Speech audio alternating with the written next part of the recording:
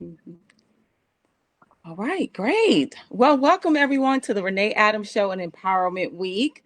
Please like, share, and subscribe to my page. Just a few housekeeping things as always.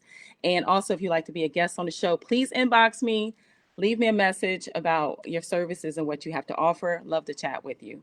But tonight, I have my special guest, Aubrey Simone, who is a TV producer, playwright, and entrepreneur. She serves as a senior producer at Fox Soul TV, and she's the founder of the Activist Theater. So, welcome to the show, Aubrey. Thank you. Thank you. It's a pleasure being on the show. Thank you for having me. Absolutely. So, after doing so much review and just looking at your background, you have so much training and experience in this whole field of theater. Like, hmm how did you get started with this? Um, it started when I was about 7. I used to write plays. My mom was in daycare center, so I used to write plays and I used to make all of the kids be in my plays. Okay. Because I was the daughter of the owner, so I kind of made everybody do what I told them to do. So everybody had to participate in my plays. So I had like a script. We did rehearsals. We would perform. It was like a big thing. Um, so I kind of knew it around that age that I would end up doing something with theater. And Okay. then ultimately, I went to a performing arts high school. I went on to pursue theater and film in my undergraduate Wow. years. Um, and then I went to London and studied a bit. I've also studied with some of the greats. I studied at Stella Adler, Okay. so I've had quite Yeah, a quite quite a a bit bit. of It's really training. interesting. Like for you to go to London, I always wanted to go to London, right? But for you to go for this specialized field, and being a trained, like real professional, maybe that's what your thinking was. Like, I want to go to London because of like, what was your reason? Well, I at the time I just really wanted to understand Shakespeare. Hmm. I think for me it was one of my weaknesses in terms of understanding and developing Shakespeare as a production Oh, because I've wow. always wanted to direct a Shakespearean play. Right.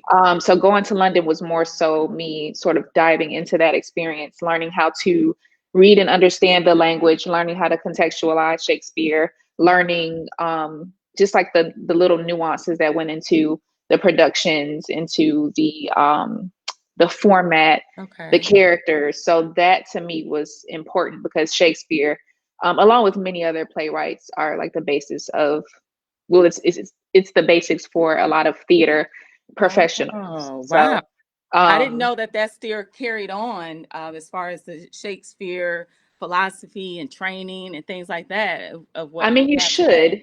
Okay. Yeah, I mean, you should. A lot of your favorite actors, Denzel Washington, Meryl Streep, they were all theatrically trained, and most of them have studied Shakespeare. James Avery, who was from The Fresh Prince of Bel-Air, Shakespearean actor. So you have to be able to understand at least Mm-hmm. the importance that Shakespeare brings in terms of performance, in terms of how to use language, because that also helps people write plays. Yeah, I think So, that's interesting. Because we well, I think I remember Shakespeare as being more of was it more like romantic kind of theater, or like I know it's almost like it was very, he's known for his art and this whole mhm. profession of creating such a phenomenal idea of what he has done. So when we bring it to today, and you're saying that many people, it's great to have that behind you. Mhm. So let's dive into that just a little bit, because it's kind of it's interesting, I think. But when we think about that, like for people to really go and study theater and with acting and everything like that, like why is this such a great skill to have behind you? Yeah, so and I tell this to people all the time because prior to working in television, I was a theater teacher. So I used to tell my kids all the time, I don't care if you want to be an actor or if you are taking this class because you couldn't take gym this semester. I'm not here to just teach you theater. Theater teaches you things that other classes can't teach you. So Mm-hmm. when you're learning how to put on a show, you're learning how to run a business. To me, a show is a business from top to bottom. You have to learn how to budget your show. How much are your costumes going to cost? How much is it going to cost to build your set? How much are your play bills going to cost? So budgeting, that's Mm-hmm. accounting. If you want to be an accountant, there you go. Okay. You So can that's work a on the great budgeting way for to the show. bring kids in there too. Like, because you have different ways of explaining to them how important theater is in the business uh, Hmm. format and also acting. Hmm. So business, tech, if you wanted to be a lighting designer, I used to teach my kids how to do lighting. So it stems across all sorts of things. Public speaking, a lot of lawyers were theater majors. So I mean, Wow. theater minors. So it kind of extends across a lot of disciplines, and a lot of people don't realize that. Um, and they get upset. Well, I mean, some people will get upset if their child said, "Hey, I'm going to college for theater." Mm-hmm. My parents didn't, but it's just one of those things to me that's always been a grounding in my life, because I knew that I would eventually end up in entertainment, whether it be theater, television, film. And I knew that theater was the mother of all. And if I Wow. couldn't master theater, there was no way I was going to survive in the TV and film industry Wow. And and now be being as a successful. senior, yeah, and being senior producer of Fox Soul. So how would you say that that all combines together? How does it mesh together? I think that my skills from theater helped a lot of, because I work with some vets. I mean, it's people who's been in this industry 20 plus, 25 plus years. Oh. And me being one of the younger producers there, I think having that theater background kind of helped me.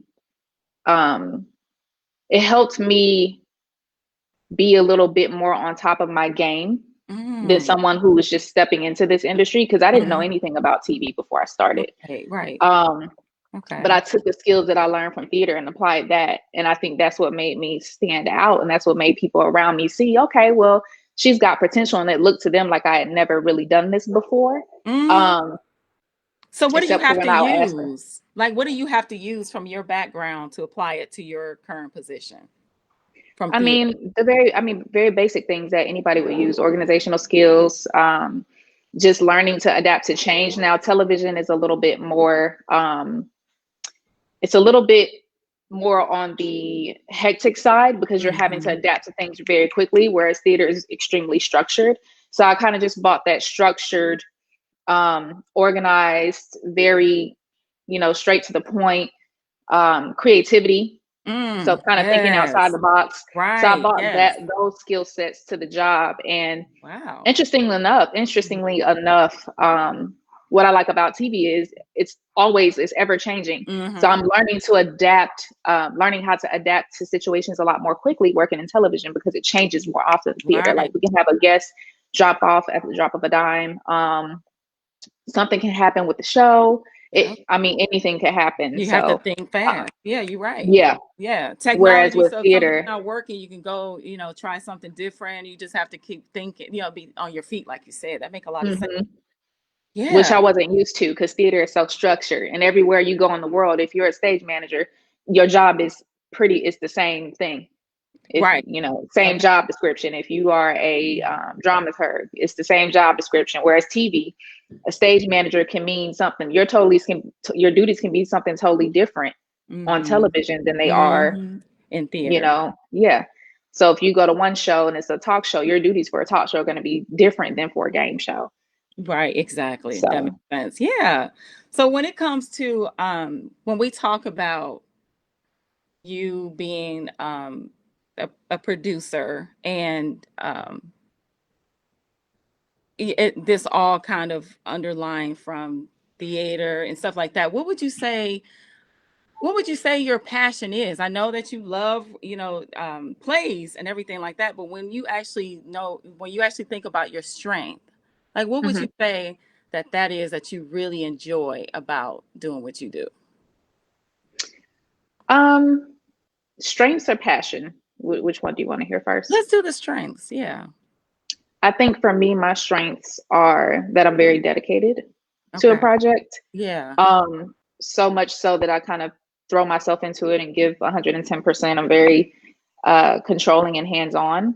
Not in a bad way, but just in a I want to be involved type of Right. way. Okay. Whereas most writers, they just kind of they feel comfortable giving their work away to somebody they trust. Like I still have to, even though I trust my director with everything within me, I Oh, still have to be a part of the process. Like right. I cannot not be a part of something I created. That makes sense. Yeah, you totally want to have your hands on because you'll have a full understanding of Hmm. everything that's going on. And So, I know that my work is not yeah. being misrepresented. Oh, there you go. That's another important factor of your work and just making sure that your reputation, stays Hmm. strong within it all as well. So when, because now this whole topic is really about breaking the mold because you've been in media and starting in theater just in the way that you did start and the school, the Hmm. training, and then starting this activist theater. And it's mainly for children, correct?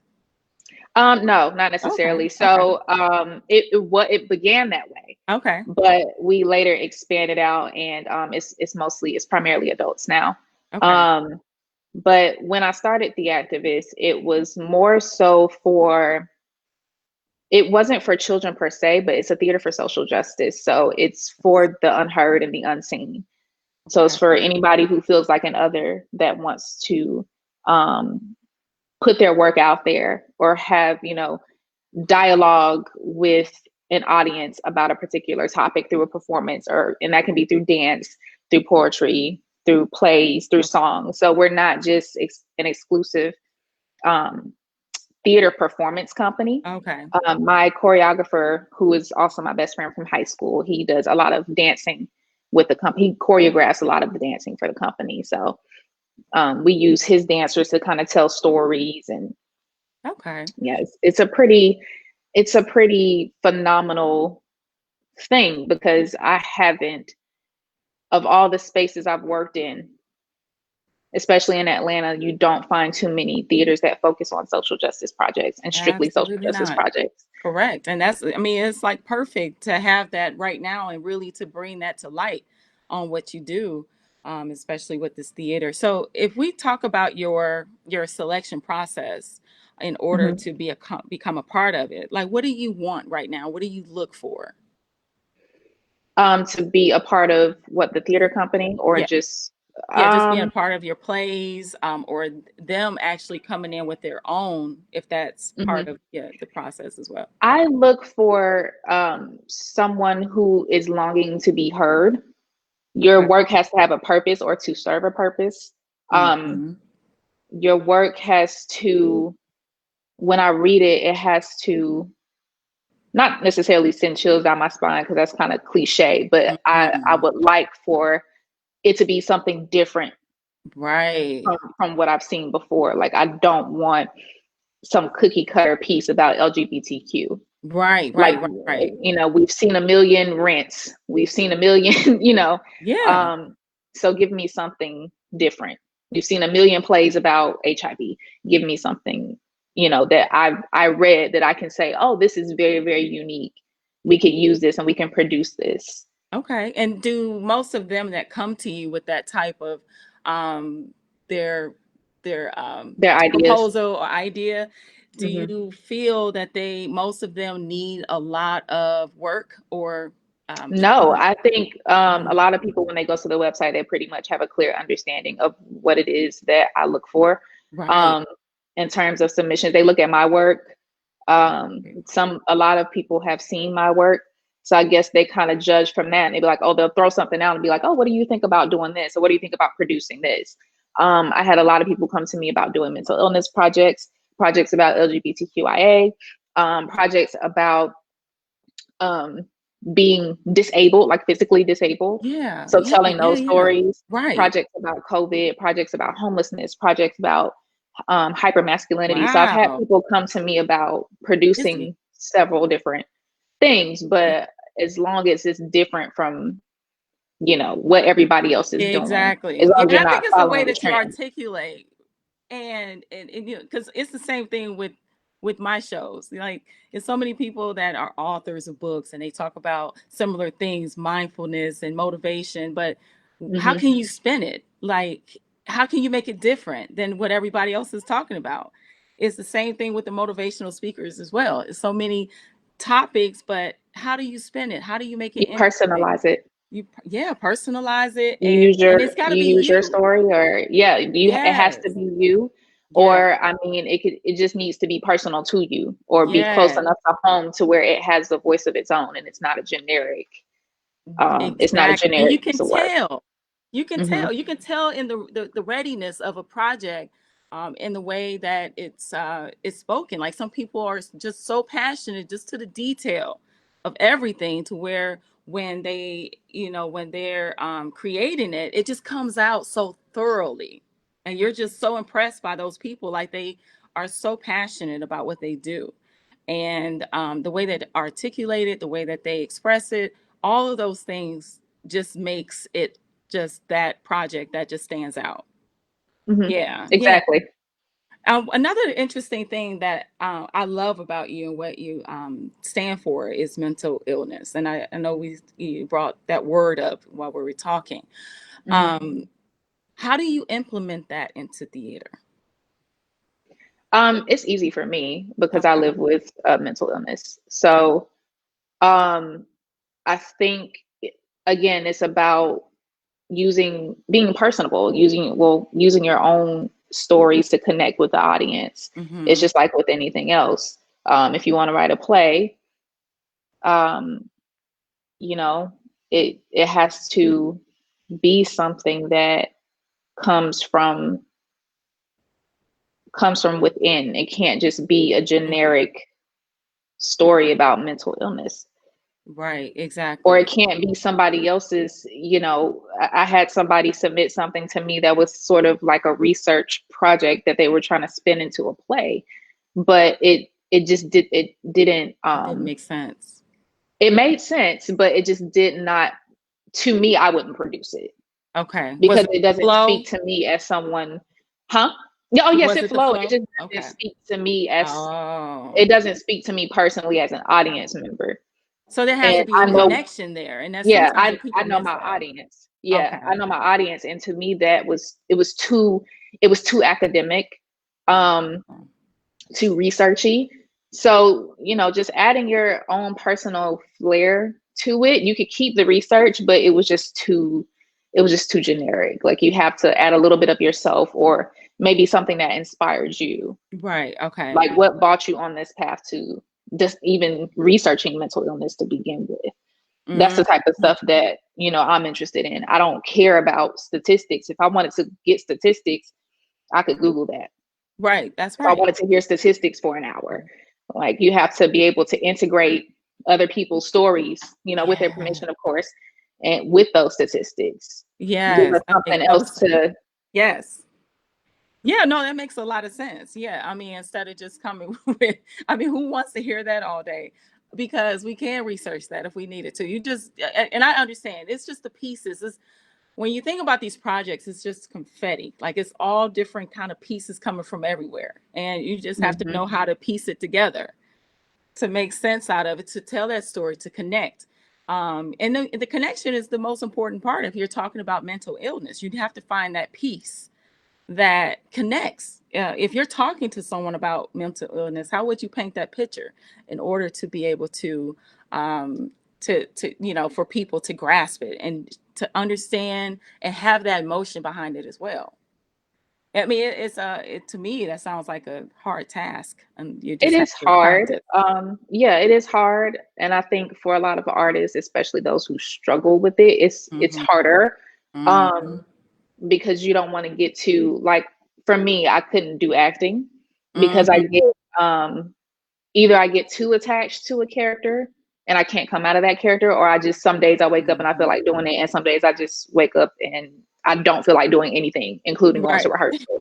Like, Right. there have been days where I have intentionally skipped rehearsal because I simply just did not feel like Right. Yeah. go. They just Like, don't I just didn't have feel like acting. Like, acting was not my thing, but I knew I work. had to learn how to act in order to be a great director. So I Wow. had to learn the craft of acting, even though it's literally my least favorite thing to do, Oh, because I wow. wanted to master everything. And in order to run my own theater company, the very basis of theater is acting. Right. So I had to master that enough That is to so be a good interesting. director. Yeah.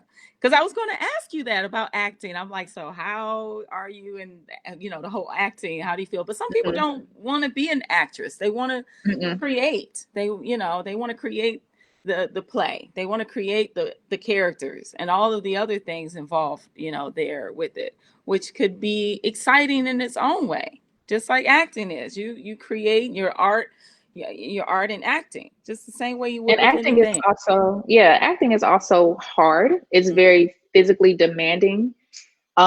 It's very emotionally demanding. Mm-hmm. And if you do not have the strength mentally and physically, you're not going to be the best character you can be on show day. It's Yeah, just not going to happen. yeah, that So, makes a lot of sense. It does. yeah. And the reason why I brought up mental illness, not only did I read that in your bio, but when I thought about theater and I was thinking about kids and knowing where we are in this era in our generation with so Hmm. many children that's lost because of so much stuff that's going on around them. They don't know what to believe. They don't, we have bullies, we have, media, God, we just have all sorts of things that can destroy someone before they get to know themselves. And so mental illness, I feel, will be a crisis in the generations to come if we do not try to strive towards teaching things like this and knowing how this could work for Yeah. people that have mental illness, or even if they feel that they don't know their way. It Hmm. seemed like this could do so much within their character, their personality, and things like that. How do you feel about that? It's definitely saved me Hmm. personally. I think that's why I got into theater to begin with. It was more of an escape for me. Okay. And it became really very much therapy for an illness I didn't know I had until I was an adult. Wow. So I Okay. think for me, it's one of those healing things, and in Okay. terms of the next generation to come and the media and the things that they're exposed to, um, it's a double-edged sword because I'm glad that they're being exposed to more, because you have Hmm. the Gen Z generation whose eyes are open. They see they're very smart kids and they're Yes. knowledgeable, Uh-huh. but on the same token, they can also be exposed to the bad, which makes for a very dangerous, recipe. Um, because they're a lot more mature. Like a lot Hmm. of the 14-year-olds that I taught were a lot more Hmm. mature than I Mature. was when Right. I was No, I agree 14. with you. I Um, agree. I and it's do. because of having Hmm. social media and all of those things. But I feel like you can Hmm. always spin that into something very positive for them, Absolutely. which Absolutely. is what. Using your voice, Hmm. not being afraid if it'll be wonderful to see those that are being bullied to use social media as their weapon, just to use their voice about, the issues that surround them and why. And those are the ones that really truly feel maybe suicidal. And if you can just go to your room and just turn on your computer and just talk. You don't have to be so personal, but just talk. Hmm. Because everybody has their own audience. We don't gain the whole world, but there's going to be people out there that's going to totally support you. The ones that don't, you can easily block them out. But at the same time, when they do, you got to build up that strength to say, I know that's not me. These people don't even know me. How can they say, anything about me? But it's easy to block people too. So, when it comes to what you do, and like I said initially, when I read your bio, I was reading more, activists and the kids, for kids, and I feel like if they wanted to go that route, that would be something to aspire to, Hmm. and no one has to wait nowadays for their Yeah. opportunity. And I was at that point too, Aubrey, when I wanted to be a QVC host, and I was so obsessed with it and would be practicing and thinking about it all day long until I realized you have to create your own. You have to create your own, and there's so many ways today that we Hmm. can create our own lane and just be who we want to be, who we always dreamed of being. Oh yeah, definitely. I think, and it's easier to do it now with social media. Yes, Um, absolutely. so, and then in the media industry, I mean, this is an industry where it's still one of those things, especially for people of color, where you do still have to branch out and create your own thing because there already aren't a lot of opportunities. I was grateful to be at Fox and start off as an AP and be a senior producer within a year. Wow. I was grateful for that. A Yes. lot of people don't get that opportunity. A lot of the producers that are under our umbrella are people of color, and they don't get that opportunity anywhere else. So Yeah, that's right. um, for Foxhole to extend that to us has been amazing. Absolutely. Yes, I agree. So Yes. Yeah, I love it so because, kudos to them. it stands out, right? Yeah, kudos. Yes, Hmm. yes, yes. It stands out because this is absolutely something that we need because a lot of times, and a lot of people believe this, that when it comes to African American programs, that they're less seen. They hold less as far as the years are that they survive. So there's a Hmm. lot of things within that, and I feel that it's possible. It's possible with the right people and the right and the real. They're doing a great job at being kind of the faces, but we need Fox Soul.